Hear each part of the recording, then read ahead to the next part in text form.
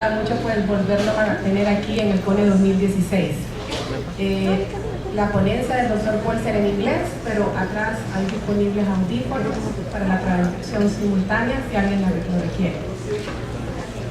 Quisiera presentar primero al doctor Jeremy Pan. Él es profesor de Ingeniería Civil y Ciencias Ambientales en la Universidad Loyola Marymount y fue uno de los autores que han contribuido en el panel intergubernamental sobre cambio climático IPCC. Esta colaboración, junto con otros científicos, le hizo compartir el Premio Nobel de la Paz en el 2007. Su especialidad está enfocada en el estudio de los efectos de calentamiento global, fenómeno que ya ha manifestado cambios drásticos de temperatura en diversas regiones del mundo. El Dr. Pan manifiesta un compromiso por concientizar sobre el alcance nocivo que logran las emisiones de dióxido de carbono y los esfuerzos que países desarrollados deben asumir para impulsar iniciativas de cambio. El título de su ponencia pone en evidencia la urgencia de estas acciones. Los dejo con el Dr. Pan.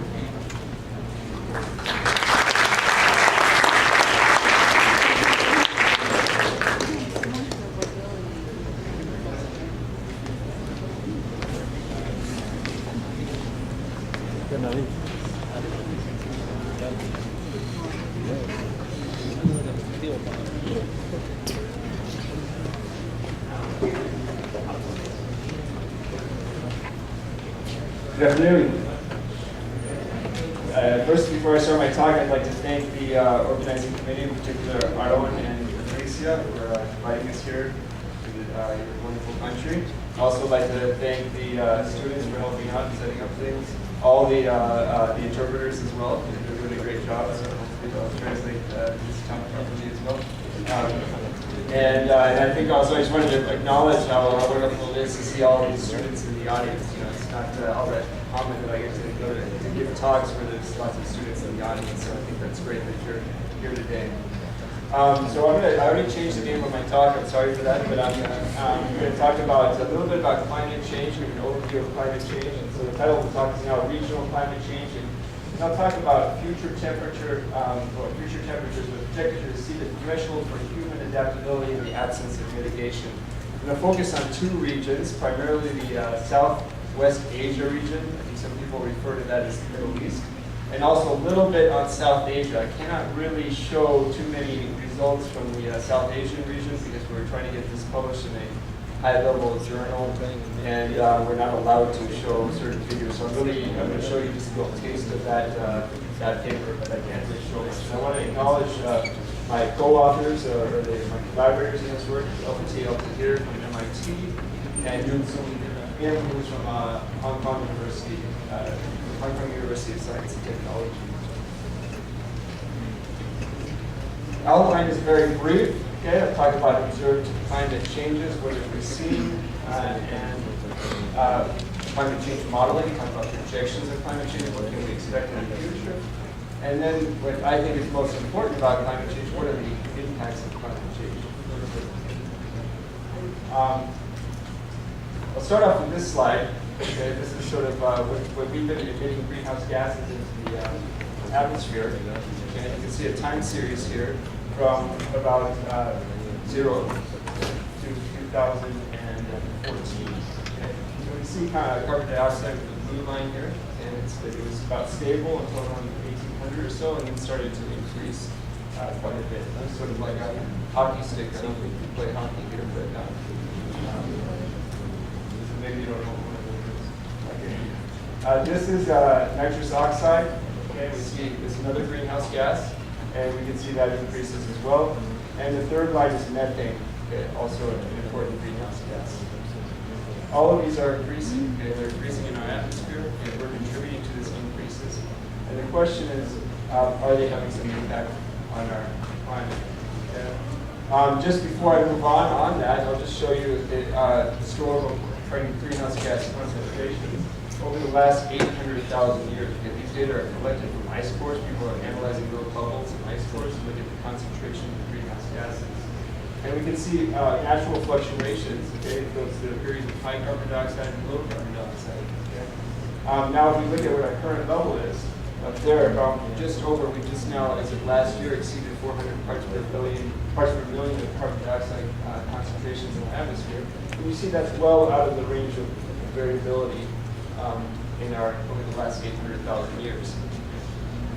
Just to see where we were in 1950, okay, when that was not too long ago for some of us anyway. And you see we're only around 300 parts per million. And one of the things that they wanted to note with this slide is this only goes back 800,000 years, but we have higher levels of carbon dioxide probably than the last 20 million years. Okay? What is this impact having on our climate? Okay, before I explain that, Victor said it would be a good idea to explain the greenhouse effect, so I wanted to explain that to you. I think there are a lot of misconceptions about what the greenhouse effect is and whether the ozone hole is playing a role in climate change and things like that. So I wanted to go through the schematic here. This is a imagined Earth, okay, Earth without an atmosphere. And we have our sun, which provides the main energy to our planet, okay? Heats our planet, okay, so it absorbs energy, and then it re-emits the energy in the infrared spectrum. Okay? Without greenhouse gases, all of that infrared energy escapes out into space. Okay? It's lost. I have my students in one class that John Dorsey and I teach. We have the students actually compute just with a simple radiation budget model, what the average temperature of Earth would be without greenhouse gases. And the students get an answer of minus 18 degrees Celsius. Okay? So Earth without greenhouse gases would be much colder than it is today. So these greenhouse gases are very important to us, very important to our planet.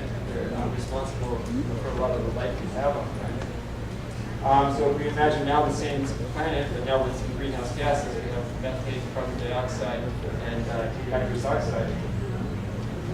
Same sun. The planet again is more or less transparent to the solar radiation coming through and forming the surface.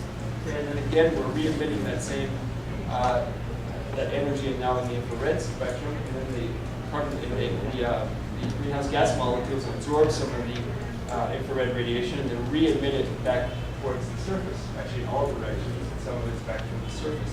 So we have an extra flux of energy coming down towards the surface. This causes a warming of the planet and results in about an average temperature of somewhere on the order of 14 degrees Celsius.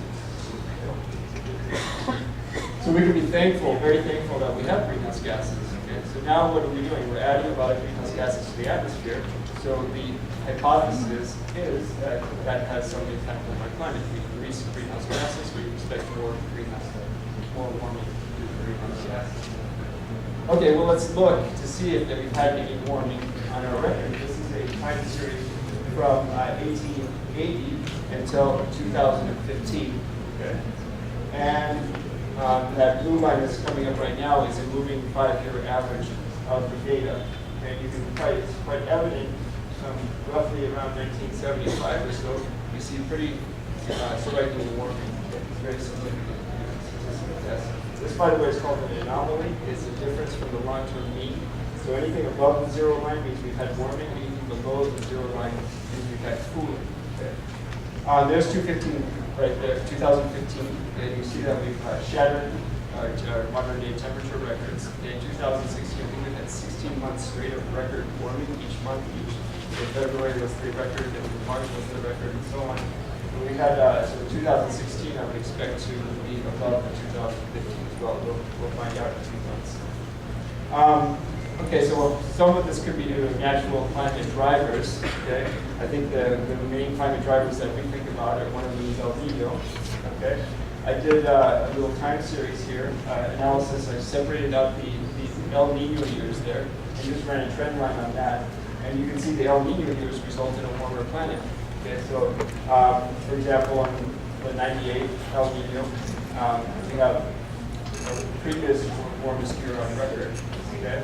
And then if you look at La Nina years, we see that we have some cooling. Okay, so El Nino tends to be a heat source towards the atmosphere of the planet, and that results in a local warming, or actually global warming of the planet. And then La Nina has extra cool waters and results in cooler temperatures. Tends to result in cooler temperatures. Another natural forcing that we have are volcanoes. Okay, we have, for example, 3 recent volcanoes, volcanic eruptions. What do those do? is spew aerosols into the atmosphere, into the stratosphere, which is the layer above us, where we live in the troposphere. The stratosphere is the layer above that, and these aerosols will stay up there for a very long time because there's no real weather up there.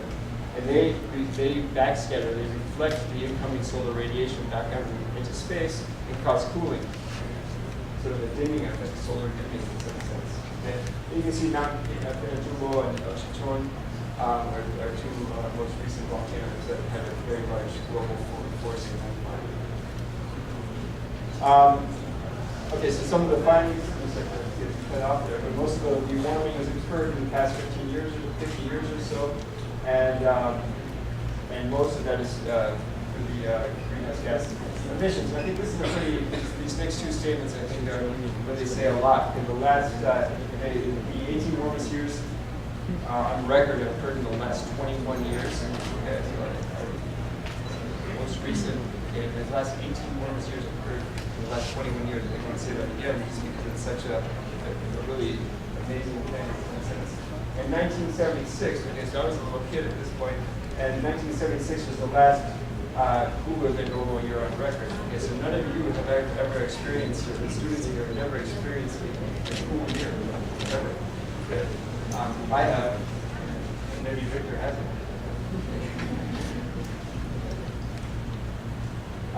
The observed warming signal is considered greater than the temperature fluctuations resulting in natural global drivers. Okay, so the fluctuations that we're seeing in climate from the natural drivers are smaller than the warming signal we're seeing from the greenhouse gases. Okay. This is just an animation from NASA and NOAA. These are two of our agencies in the United States. I'm sure everybody's heard of NASA, but NOAA is the National Oceanographic Atmosphere Administration. And you'll see as time is going on here that things are getting warmer and redder. And when we get to 2015 or so, you'll see pretty much most of the planet in a yellow or red color. Okay, so this phenomena is not just happening in certain parts of the globe, it's pretty much happening all over the globe. There are some regional differences. There's like a cooling hole just south of Greenland, and then some cooling down in the southern hemisphere. Pretty much everywhere. And another thing to note on this is that we see that most of the warming is occurring over land, or the greatest amounts of warming are occurring over land. That makes sense. Let's look at sea level rise. Okay, this is the time series from 1880 to 2014, and we see that sea levels have been increasing significantly over the last 140 years or so. We look at land mass variations. Okay, so this ice mass over land, you see that's decreasing. This is modern records, comes from satellite data. So we only have it from 2002, but you can see we're seeing significant drops in our land ice. Okay, these are all consistent with the fact that we have a warming climate. Okay, just to put some numbers on that, Greenland has lost about 2 trillion tons of mass since 2002. That's only since 2002. And ice in the Antarctic has lost about 1 trillion tons since 2002. Okay, so it's pretty remarkable in some sense in a short time period. Wanted to show some just some summarize what the IPCC says. So the IPCC is the Intergovernmental Panel on Climate Change. It was created in 1988 by the World Meteorological Organization and the UNEP, which is the United Nations Environmental Program. The IPCC didn't generate any science or any research itself. It just analyzed the peer-reviewed literature, the literature that went through a very rigorous process of getting published. And the idea is just to inform policy makers, essentially. So how do we deal with climate change? Okay? And there's been several reports since 1988. And we just had the 5th assessment report a few years ago, and the 6th assessment report will be in a few years as well. Okay? They're sort of the key people we go to and see what our current status is of climate change. This plot is showing this gradient of forcing. So if you looked at our original plot that we had the greenhouse effect, the cartoon of the greenhouse effect, here with that extra arrow going down with the greenhouse gases. That extra arrow is now on this horizontal axis here, which is called gradient of forcing, this extra flux of energy going towards the surface. And these are the different atmospheric constituents and also land surface. We have the well-mixed greenhouse gases here. And And those count as carbon dioxide. We have methane, nitrous oxide, some other greenhouse gases. All of those, for obvious, or if you believe my slide, are contributing to some form of some warming of the climate. If you add them together, we're talking about 3 watts per meter squared. It doesn't sound like a lot, but 3 watts per meter squared coming back down towards the surface to warm things up. Now, this general rule of thumb I use is if I want to convert watts per meter squared into global temperature, I just divide watts per meter squared by 2, and I get about the warming we get from the greenhouse gases. So in this particular case, we have about 3 watts per meter squared. That's about 1.5 degrees Celsius of warming that we've had present. And what I wanted to highlight in this particular picture is some other anthropogenic constituents. These are aerosols. Okay, what do we mean by aerosols? We're talking about smog, emissions from our cars and factories, soot, even dust from storms. That has resulted in cooling effect. Okay? So all of our smog, all of our pollution is actually cooling our climate. Okay? So the point that I wanted to make there is that we would have expected about half a degree warmer. We'd expected about a half a degree increase in our warming that we've already had at 1.5 degrees. So if we didn't have all the smog, what I'm trying to say is if we didn't have all the smog and pollution, we'd have about 2 degrees warming today rather than around 1.25 or 1.5 or so.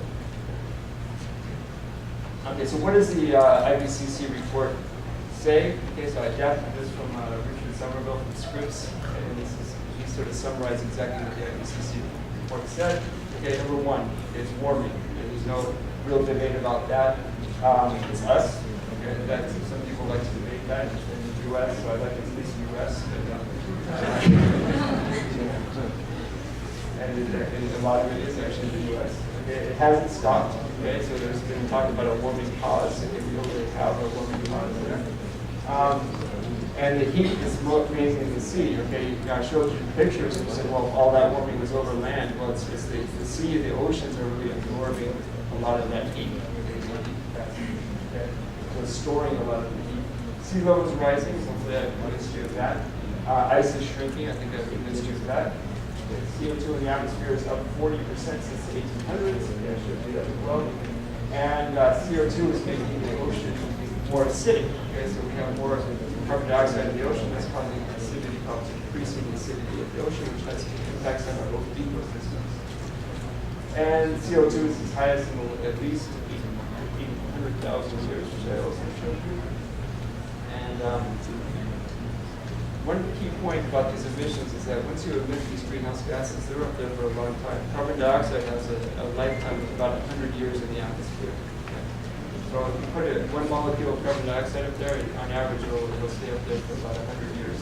The cumulative emissions are really what are setting the warming. It's not the emissions today, it's all the emissions we've had over the last 100 years or so. Another key point is that reducing emissions limits the warming. Okay, so nothing really here that I'm stating here is obvious. This one I think is very important, is that climate change will last for centuries. Okay, so even if we stop our emissions today, we've committed to a large amount of climate change. And we have to potentially deal with those impacts. But hasn't climate always changed? Well, yes, it has. Okay, I'm showing you a picture of it right here. Okay, so this is temperature departure. Again, this anomaly. Okay, so if it falls below 0 right there, it's cooler than what is present, and if it's above 0, it's warmer than it's present. Okay, you see, well, we have warmer periods than we have today, because we're above the 0 line. 4 or 5 degrees warmer. Right? Okay, all of these, unfortunately, the slides have gotten cut off there, but you can see is that what you're not going to be able to see is that we're in our interglacial, right where the laser is, right over here. And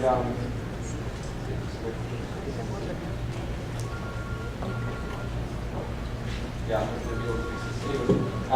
so we have some, we're in the interglacial right here, and our last ice age was about 10,000 years ago, 12,000 years ago. Okay, and our last interglacial before that was over 100,000 years ago. Okay. What is causing these ice ages and these interglacials? Well, that's due to something called the Milankovitch cycles. I'm not sure if anybody's heard of these before, but it's one is how elliptical Earth's orbit is, okay, and that changes on a 100,000 year to 400,000 year scale. So these a very circular orbit or a more elliptical orbit, and that has some control on climate. Our axial tilt, okay, that tilt is, as Earth goes around, is changing with time on a 40 to 20,000 year time scale. And the last one is this precession. If anybody's ever used a top before, I don't know if kids have tops anymore, these little things that you spin, okay? And you'll see that they kind of spin around like that. It causes changes in oscillations, but it also changes our global temperatures as well. That's called precession, okay? All of these are controlling when we have our ice ages and interglacial periods. But I think this next plot is quite alarming to me. Oops, okay. Something happened to the plot. Okay, so basically we have sea level departure from the current levels. You can see that most of the time our sea levels are much lower than they are today. Okay, we're even at almost 130 meters below our current levels right now. So imagine we'd be 130 meters higher than we are right now. Okay. And what we can see, you can't see, but right there was a blue line coming down, and we had 125 meters below sea level. Lower sea levels than we do today. Okay? And you see, well, we have 10 meters higher. 100 something thousand last week, 10 meters higher than 10 meters higher. Okay, how much warmer was the climate then? About 4 degrees, 4 or 5 degrees was really resulted in 10 meters of sea level rise. That should be pretty scary. Okay? 4 or 5 degrees, 10 meters. Okay, so imagine our coastlines after 10 meters of sea level rise. I'm not saying that we're going to have 10 meters of sea level rise. By the end of the century, we're thinking about 1 meter of sea level rise. But if we think of this over the long term, we might be dealing with 10 meters of sea level rise. During the last interglacial, temperatures were about 5 degrees warmer and 10 meters higher. Okay, so I want you to remember that 5 degrees when I talk about projections of climate change. Well, how do we project climate change? We use climate change models. Okay, both system models, local climate models, general circulation models, as well as names for them. Again, they predict we project what changes in climate. What is a climate model? Well, basically it's a representation, a three-dimensional representation of the Earth system, and it's similar to using the same equations you saw this morning in a college from Barcelona. And it's we break up the next slide. We break up the globe into a bunch of grid boxes. Okay, so it's a big mesh, okay, grid boxes, and we divide up the whole globe into grid boxes. And then at each of these grid boxes, we represent different processes. So at the surface, we're representing the surface processes. We have the biosphere, we have runoff, snow, ice, evaporation, and so on. Okay. And that's sort of the area that I come from in the civil engineering department. So I deal with the hydrologic cycle on the surface, mostly, but also deal with some clouds as well. So we have clouds in the atmosphere, convection, diffusion, and so on. All of these models are very complex, and a lot of them are run on supercomputers. In fact, some of the simulations I'm going to show you today will run on the fastest supercomputer in the United States. And others will just run on regular work stations as well. So these can be done on PCs, or they can be done on supercomputers. It's just a matter of resolution, which we've heard a lot about today. So if you have a high resolution, it's more computation, it costs more computation. But low resolution, okay, so how can we trust these climate models? Okay, how do we predict climate 50 years from now when we can predict weather a few days from now? Yeah, I think I saw rain in the forecast here today, but I'm not sure if we're going to get any. Maybe we will. The sun was out a few minutes ago. Well, we're dealing with two different problems. Okay, weather is chaotic. Okay, so we have a difference between weather and climate. If you think that, I would like to cite my favorite science fiction author when I was a child, but Robert A. Heinlein said, climate is what you expect, and weather is what you get. Okay, so there are two different things. Okay, weather is chaotic. It is chaotic, making it unpredictable beyond a few days. Okay. Projecting climate change, which climate again is long-term weather, so weather averaged out over a long time. due to changes in, say, atmospheric composition, or maybe changes in our land surface, if we do deforestation or something like that. It's a much more manageable issue. Okay? I like to use this analogy, which I also stole from Richard Somerville. And he said it's impossible to predict the age at which someone will die, but I can predict with very high confidence that the average age of death in industrialized countries is about 75 years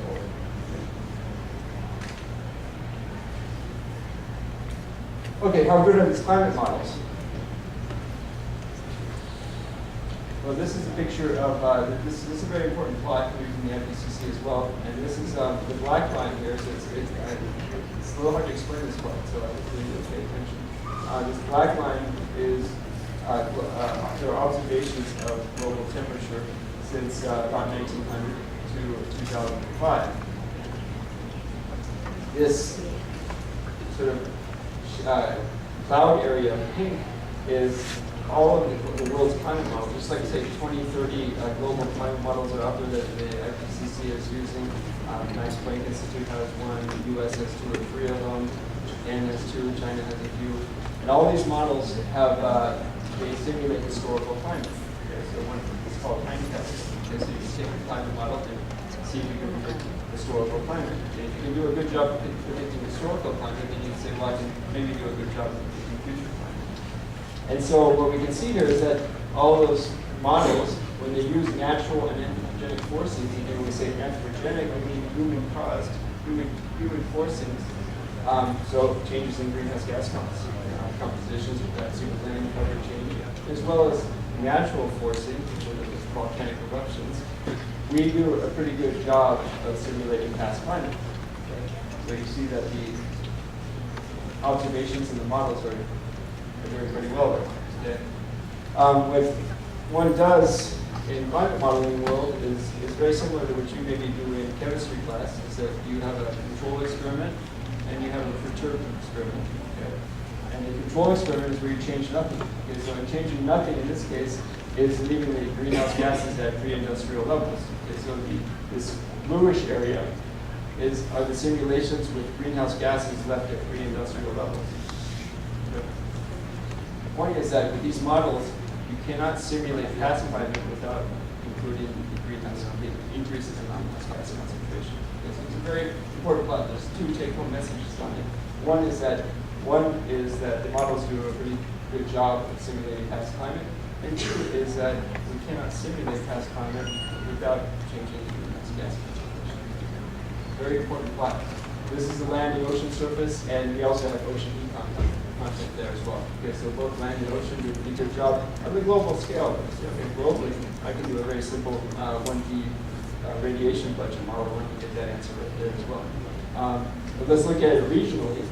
Okay, and if you look at all the different regions, let's see if we can choose, say, South America here, and the models do pretty well. It's probably one of the poorer regions actually, but they do pretty well at simulating past climate. In all of the regions, this pink area is within the black line there. So regionally, these models do pretty well. These are global models. They have very coarse resolution. So if you remember the statue from this morning, or the Formula One car, okay, so you can have sort of a rough depiction of Earth, and then we have to, it's a very sort of smoothed out. If you stand back, you can kind of see it, but it's very blurry. We need to regionalize these because we can't really say anything about impacts of climate if we're using a coarse resolution. I'll talk about that in a second. Just looking at precipitation, how well that was temperature. We talked about mostly with these private models, or the climate modeling community is always talking about temperature, but as a hydrologist, I'm very interested in precipitation. And we see that the global models do a pretty good job with the observations. This is the ensemble mean, which is just the average of all the models. And they do a pretty good job of simulating the precipitation patterns globally. Okay, certainly there are problems. My world is pretty good. Okay, but how do we,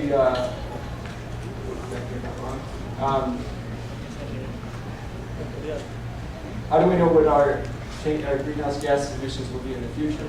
Okay, so great, we can simulate past climate, but I'm really interested in the future climate. What does that impact in the future? Well, we do that through a bunch of scenarios. They're called scenarios. So I have maybe one scenario where I emit greenhouse gases as we're doing today, Yeah, another scenario where I say, okay, we're going to do mitigation similar to, let's say, the conference of parties 21 in Paris, we pledged to say about 2 degrees global warming. Okay. Again, this is our plot of carbon dioxide concentrations in the last 800,000 years. Here's our current level. Okay, here's what we, by the end of the century, we can expect if we continue on our current emissions trajectory.